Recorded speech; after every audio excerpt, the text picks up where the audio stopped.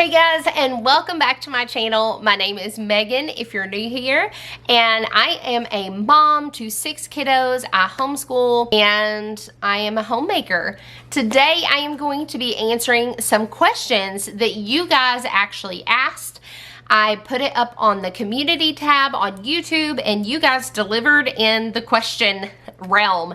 This might actually have to be turned into 2 separate videos, so let's get started.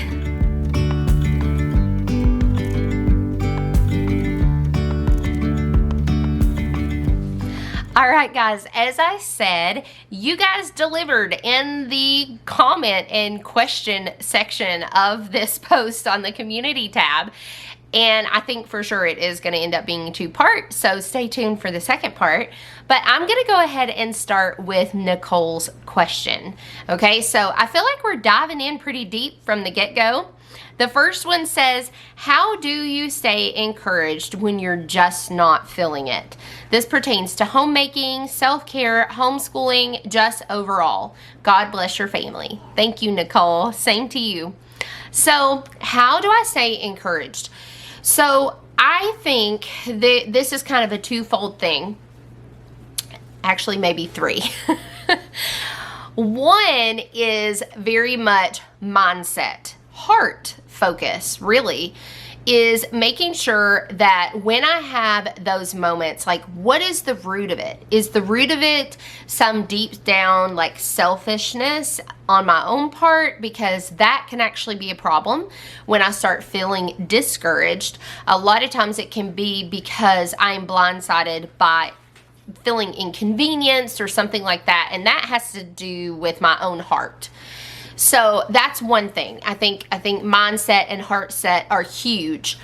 The other thing is really honestly going to the Lord, whether it be in prayer, worship, reading God's word, or all 3 at the same time, basically. That is a huge thing for me. And then honestly, having just like your tribe of people.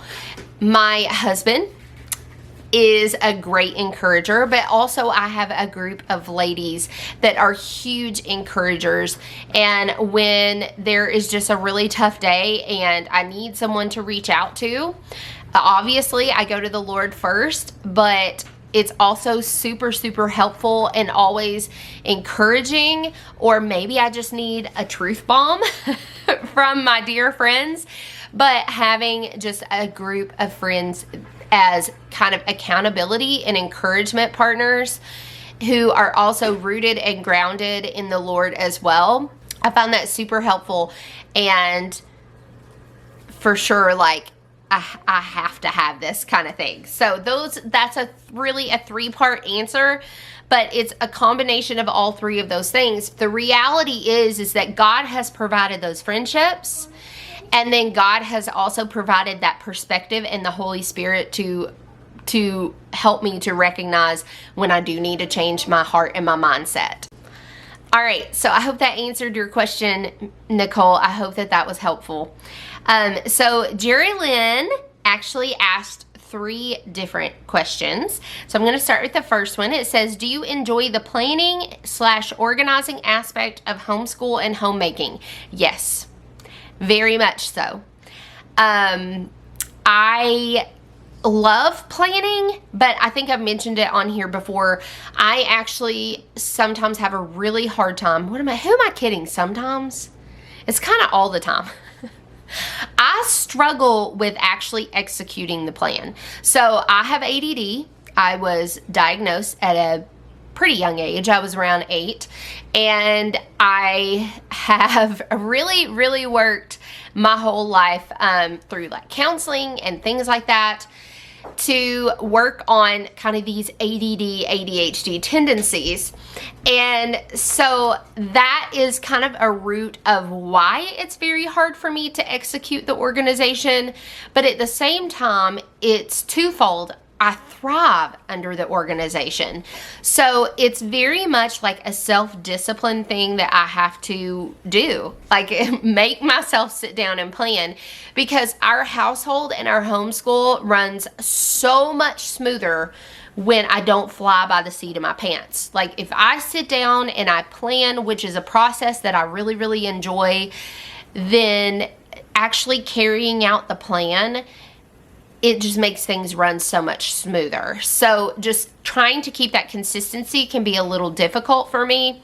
I will say though, not to toot my own horn, I have done really, really well with that this year for our homeschool. And I was telling my husband, I was like, I feel like I sound conceited, but I'm really proud of myself for how focused I've been this year on following through with all of our homeschool plans. It's been 2 months, you guys, and it is like, it's rolling. It's going. So it makes me happy to see it, you know, rolling smooth. That's encouraging to me as well. So if you struggle with organization, just try to make it a self-discipline and a habit, just like spiritual disciplines have to become a habit. And that has really helped me a lot. It doesn't mean it's easy, but it helps. All right, so her second question is, where is your favorite place to go on vacation? Okay. Probably my all-time favorite place to go on vacation is to Hilton Head. That is our favorite beach in South Carolina. I've been to a lot of beaches, but Hilton Head has always been and will always be my favorite. I actually really prefer South Carolina beaches a lot. I don't know if it's just like a nostalgic thing because of my childhood or what, but I really, really love South Carolina coast. All right, number 3. Do you think you'll stay in your current house for quite a while? You know, that's a really hard thing to answer. I'm not really sure. It really and truly is up to the Lord's leading on how long we stay here. If I had to guess, I would say we probably will be here for at least several more years for several reasons. One being that the housing market is ridiculous where we live, and all these people from the West Coast moving over here to East Tennessee, and none of us can buy a house. I'm just kidding. That's what you hear people say all the time. But anyway, but the housing market is crazy over here. So that being a factor. The other thing being because we are very grounded where we are right now, just with the church that we are part of, our homeschool co-op, our kids, like my girls' dance studio and the boys' sports, or one boy's sports, whatever. Family is close, things like that. So where we are now, we really don't have a reason to move. The only prospect I can think of is the possibility of moving out to land, our family land, which has always been a dream of mine since I was a little girl, but that probably won't happen for several years because of a lot of different factors, but that's kind of the short story of it all. All right, so Sadie asked, will you make more canning and gardening videos? Okay, so I have slacked big time on canning and gardening this year. I've actually frozen most of my produce this year because this year has ended up being much more busy than what I anticipated it being. Our garden also was wild this year. It's extremely productive even now, but it is so wild. It is not my normal little back to Eden garden that's very productive and fun to walk through in the mornings. It has not been up to par and up to my standards. It's literally like an out of control jungle in the backyard right now. So that's why that's part of why there hasn't been very much content, is I haven't really been canning very much. I have some, but most of it's been frozen. And because I just have been so busy this summer that gardening, while I have been obviously consuming, freezing, and preserving and cooking and everything else with the stuff out of the garden, I just honestly haven't had time to film gardening content. But that is absolutely my plan for next year. We actually already have plans for what we're going to do for the garden for next year, or thoughts anyway, not like drafted up plans or anything.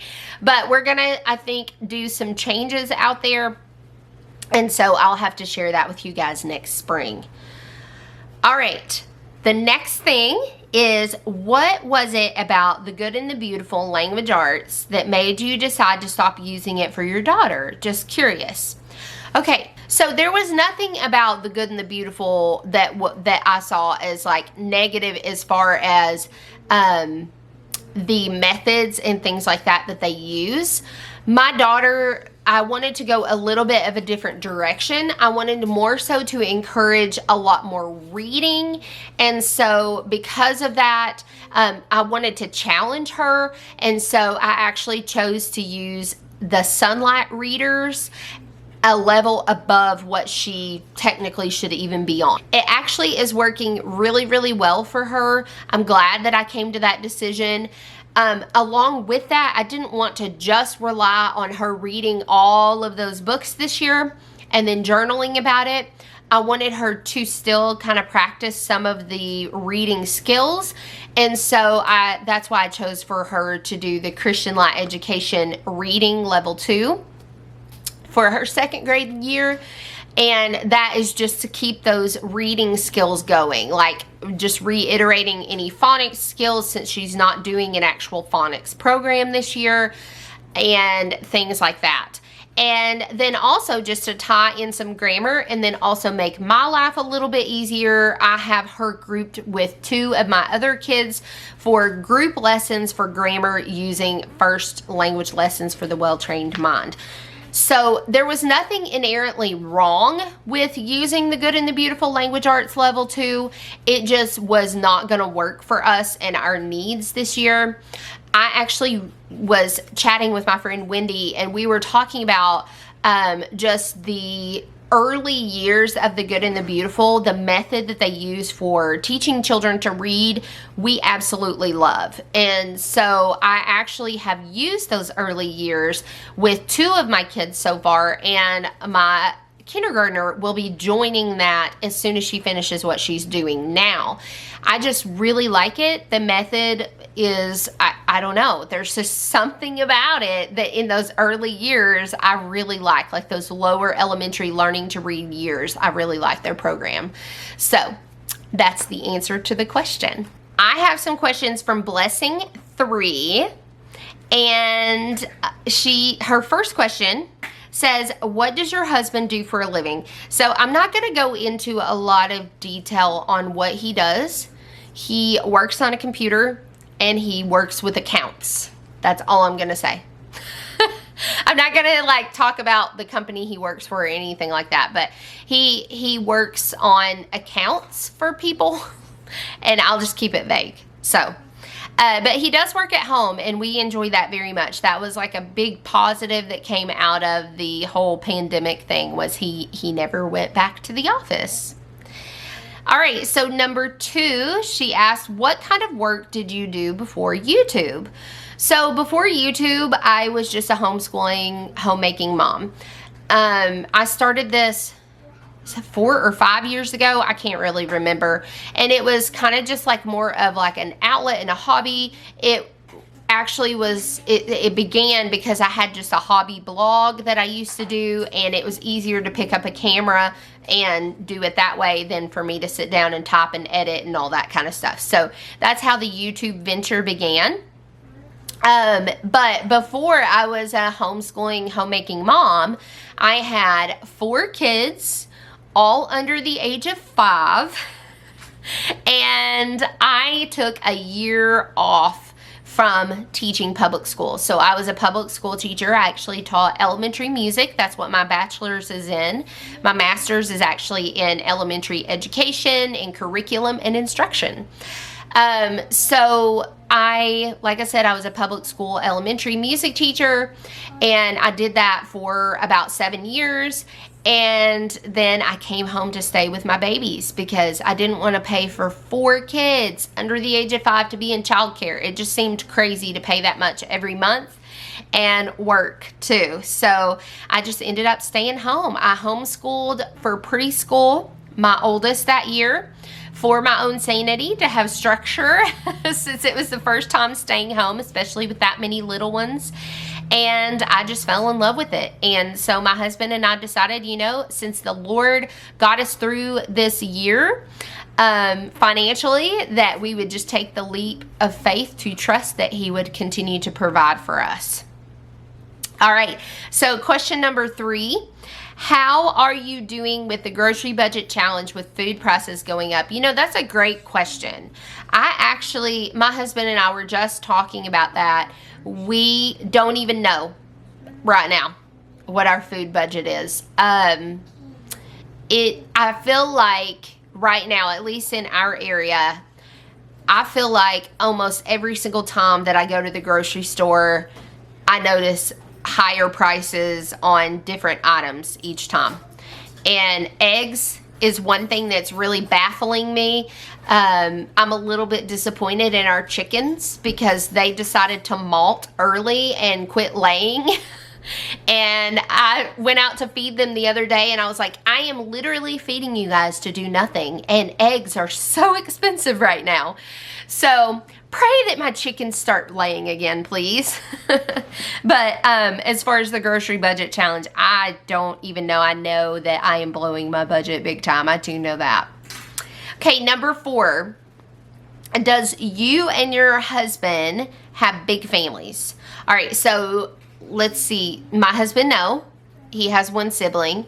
I actually have 5 siblings, but I come from like a mixed family. So parents divorced and remarried. Some are step siblings, some are half siblings. Most are half. I only have 1 step sibling.